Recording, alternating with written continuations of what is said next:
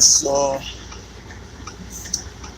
everyone, just give me a second to mount this and we will start moving. Safety first, I have to secure this camera, make sure it's not yes.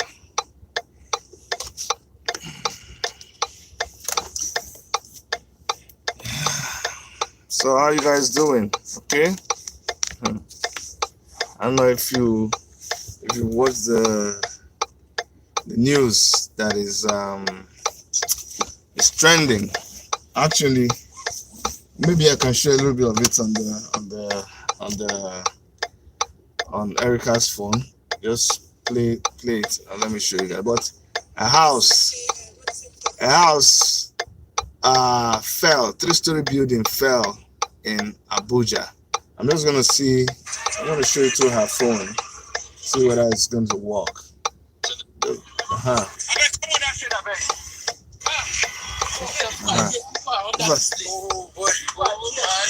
This here. Thank God for your life.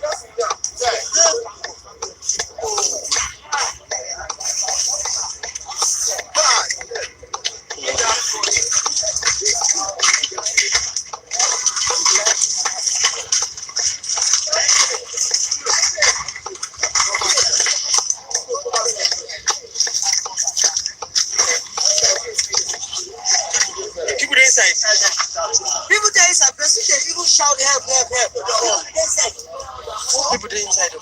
Do that BCC on. BBC, BCC. A building collapsed in Abuja. Okay. Yeah, okay, hold this please. What is the reflection on it? It's a way. Hold on like this. I'll go press something. Sorry.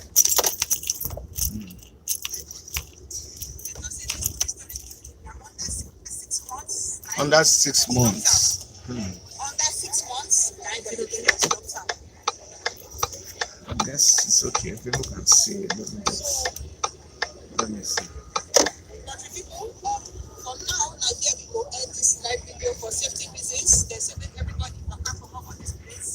Anyway, on BBC, we're just watching. They say about 12.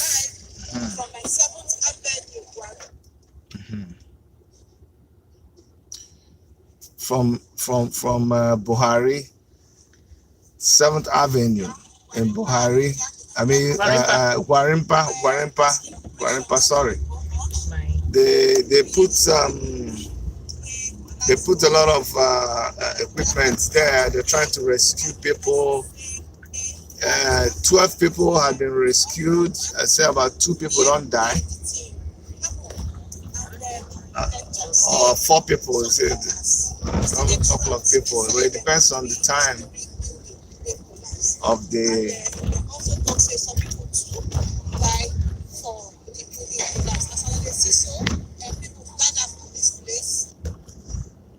It's okay. Don't worry.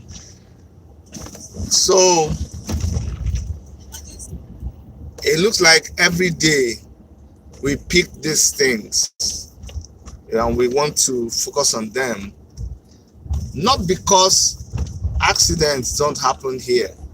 Okay, like you saw at the beginning of this video, I was coming out of Home Depot.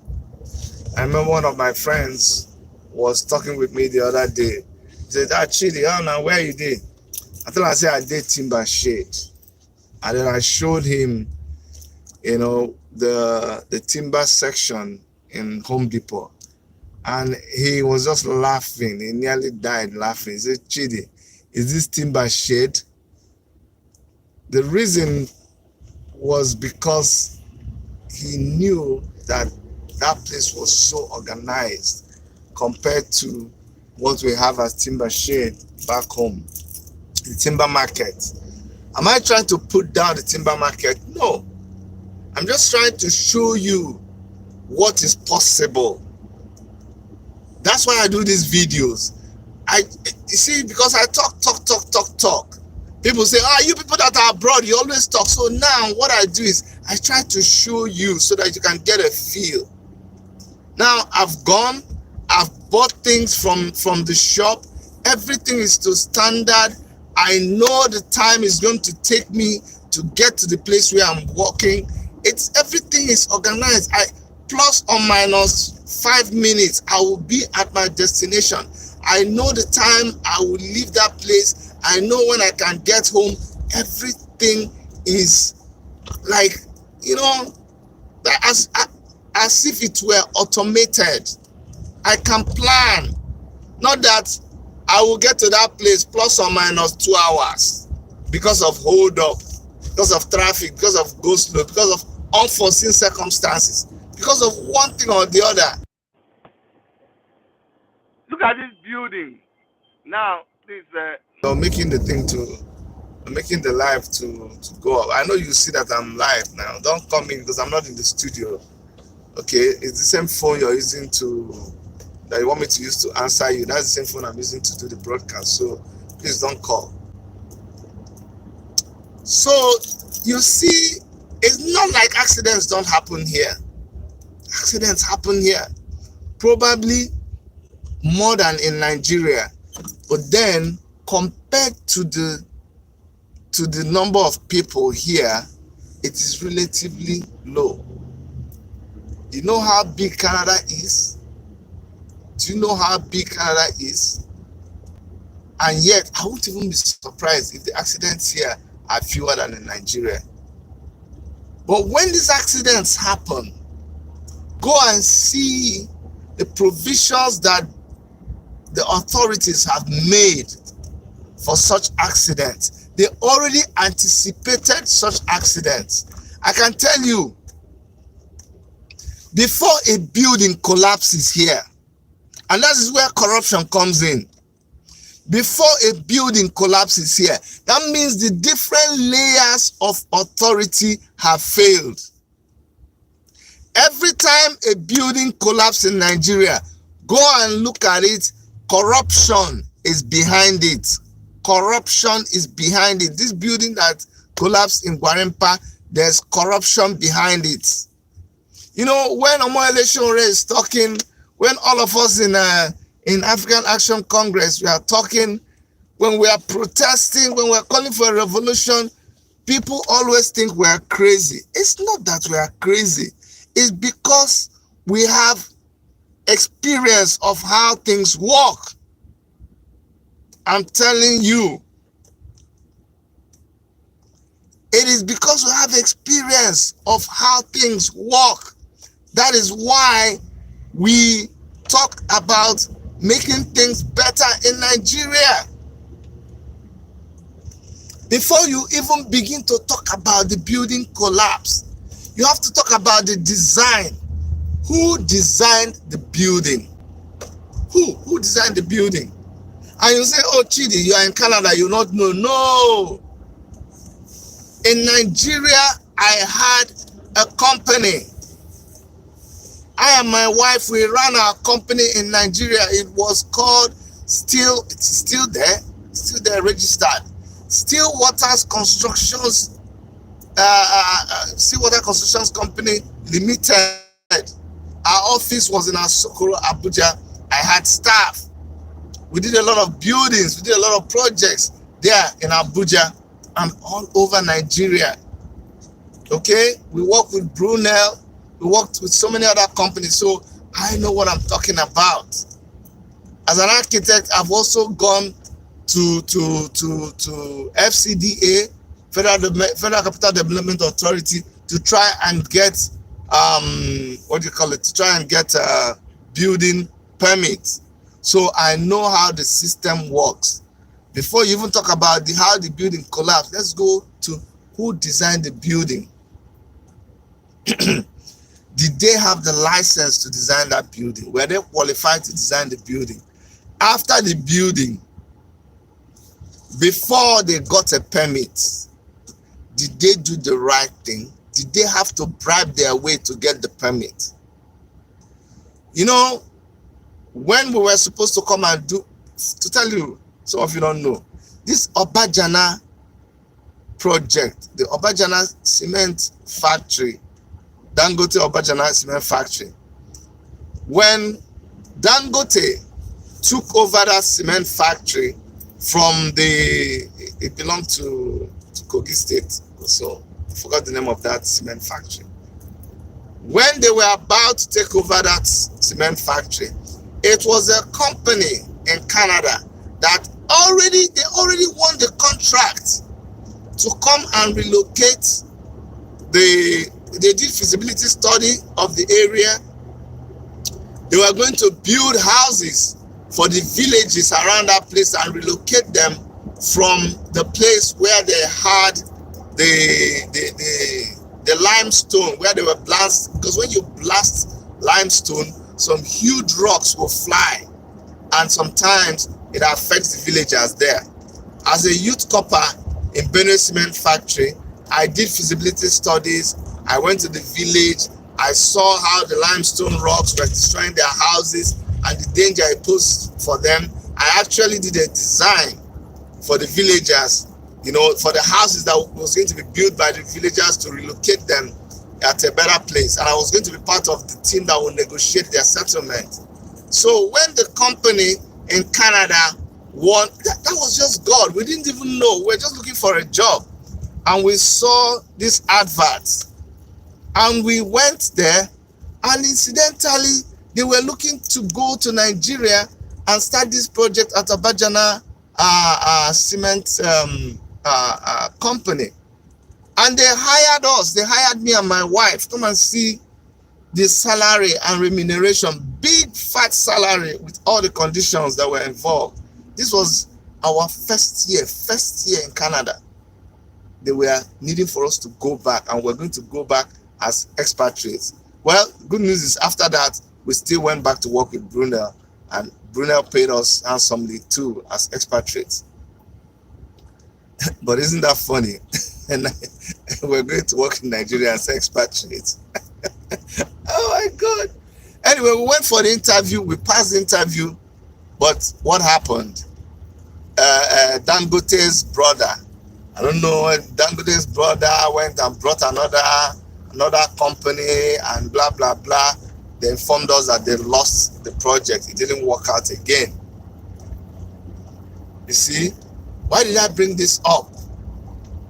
You see if you see the level of scrutiny that companies go through to make sure that you're qualified before you can work for them. A lot of people don't do it in Nigeria. There's a lot of compromising.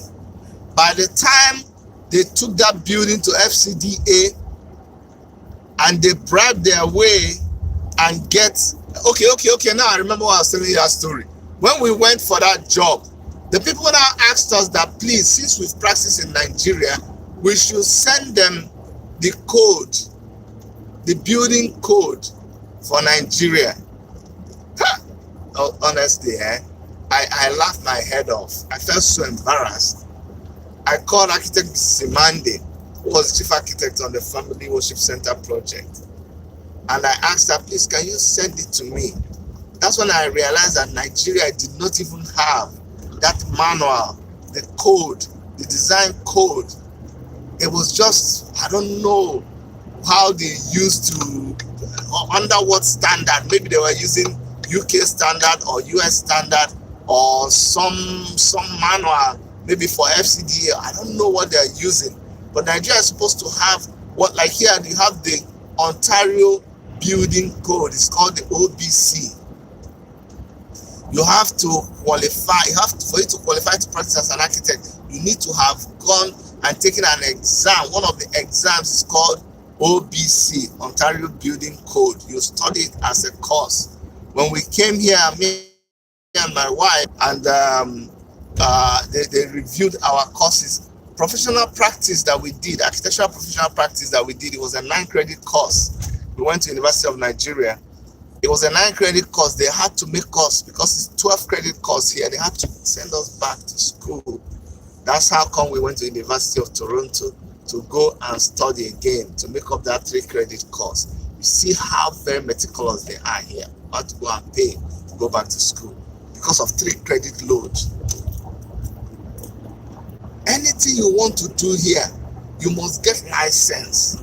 Everything. I'm telling you, you want to start a business where you're shining shoes, you probably need to get a license for shining shoes. You need to be trained on how to shine shoes and get a certificate. It's not a laughing matter. And so in Nigeria, when there is non-existent protocol for all of these things, that's how people get away with shoddy jobs. Which kind of insurance? All those people that died now, they just died. It's over. It's over. Nobody, they'll just die like that. There are people who just carry them and go and bury them. Here, when you are walking, you have insurance covering you. If anything happens to you, the government, the insurance company will pay you. It's just so, you see, these are different ways that the country kills its citizens. Look at all these poor workers that when you're even walking on sites, go and look at those people. They'll be walking without helmets. They'll be walking with slippers. I remember, hey God, I remember when we were doing, I didn't even think it was wrong. You just become one and the same with your environment. You just accept whatever is the ongoing thing in your environment. You accept it as the norm.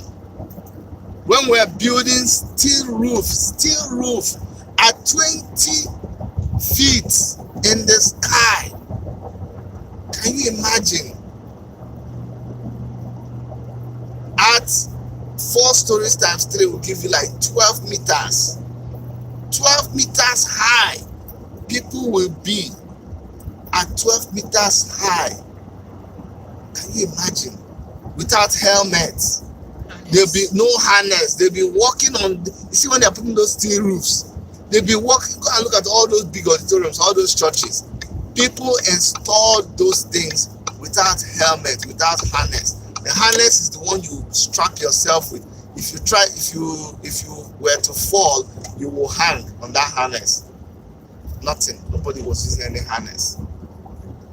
I remember when we were building Family Worship Center, twice people fell from that 20 meters high, and miraculously they survived. It was just God. Because the 2 times when people fell down, we were walking late in the night. I was there. Oh man! I remember another time we were starting a mixing machine, concrete mixing machine. The cranking thing had spoiled, or we had lost it. So to crank it, somebody has to hold the wheel and turn it. This guy held the wheel, turned it, and the belt, that belt just carried his hand and put it through the flywheel, and this thing just crushed 4 of his fingers. It happened right before me. Honestly speaking, these things are sad to talk about, but we have to keep talking about it. So that when we are telling you to elect the right person, we are telling you to denounce people who are corrupt already, this is what we mean. This is exactly what we mean. When you have operated in a place that has standards, when you've operated in a place where people respect the law, well, you see, at every point in time, there should be somebody supervising, somebody checking. Once they give you permits, the inspectors will never come to site at all. Here, if they give you a permit, like the house that we're building, you remember those videos you see us building a house, see me and my wife climbing ladder, doing all sorts of things to build the house that we're building. There's another video, if you check in our video library, you will see where I did a video of the inspector coming to our site at every stage You have to apply on their site and request for the inspector to come. Inspector will come, look at the job you've done. After inspecting, he will have to approve of that level before he can allow you to go to another level. So if there was going to be a failure, they would have detected it. See this thing that happened? They would have detected it before even from the foundation now. From the foundation. Once you put your reinforcement, before you cast, before you cover it in concrete, somebody is supposed to come and say, show me. They will look at your reinforcement. Yeah, nobody will come. Nobody will come at all. It's very, very pathetic. Very, very pathetic. If you have people like K1LLS in government, you know now. I was discussing with someone who was not even supporting Shore, but they will always say, you know what, I know that it's only Shore that can do this. It's only Shore that has the guts. Only Shore. My thing is, you see only Shore can do all of this, but you find it difficult to vote for Shore. Isn't that madness? It's madness now. You see, oh, Shore will not allow corruption.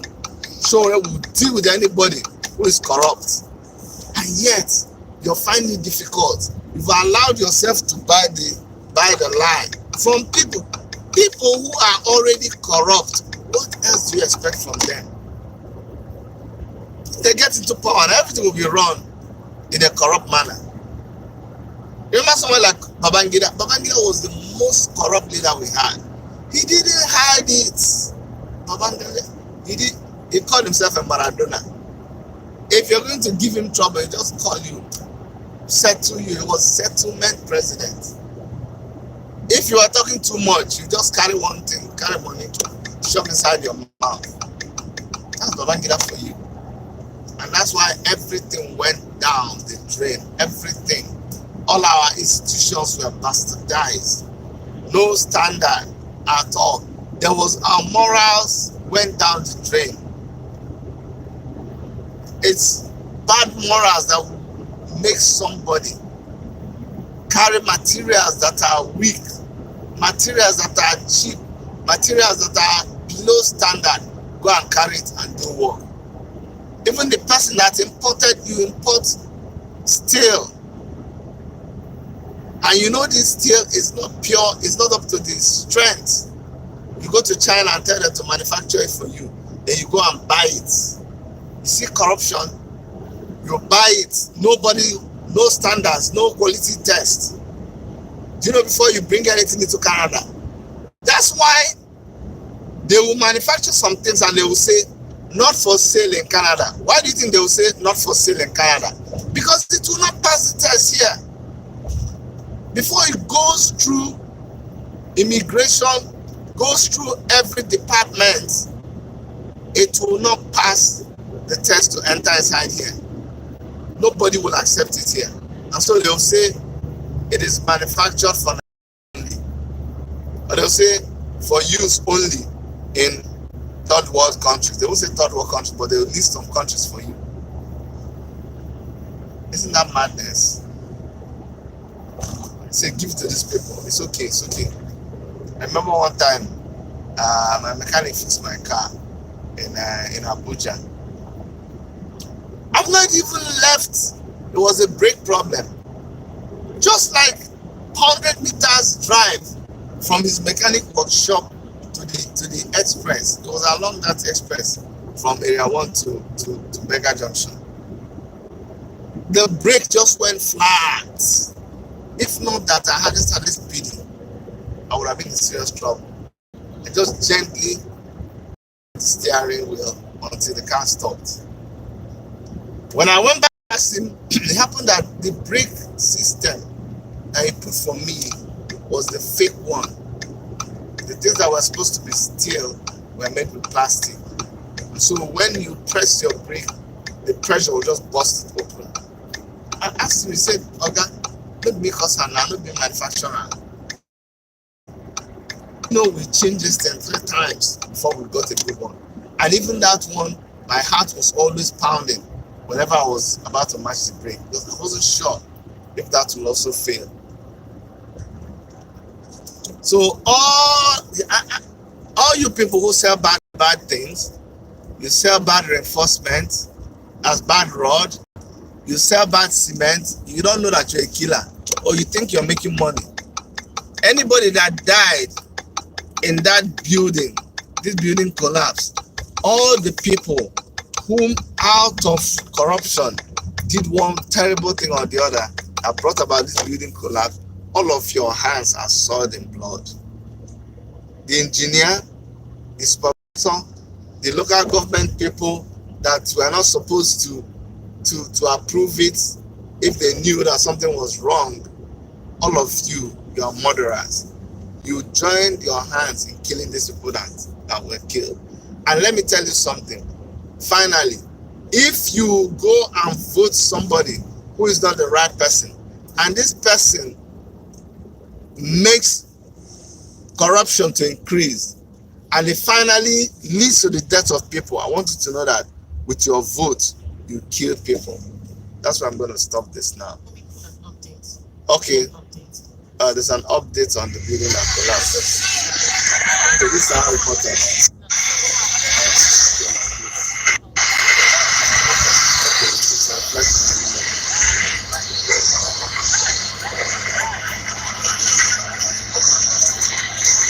So this is how important.